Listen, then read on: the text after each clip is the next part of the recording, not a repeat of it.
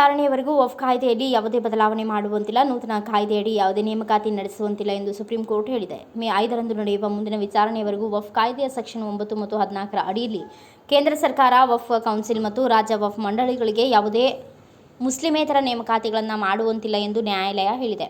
ವಿಚಾರಣೆ ವೇಳೆ solicitor general Mehta ಕೇಂದ್ರ ಸರ್ಕಾರ ಈ ಕುರಿತು 7 ದಿನಗಳಲ್ಲಿ ತನ್ನ ಪ್ರತಿಕ್ರಿಯೆಯನ್ನು ಸಲ್ಲಿಸಿದೆ ಎಂದು ನ್ಯಾಯಾಲಯಕ್ಕೆ ತಿಳಿಸಿದರು.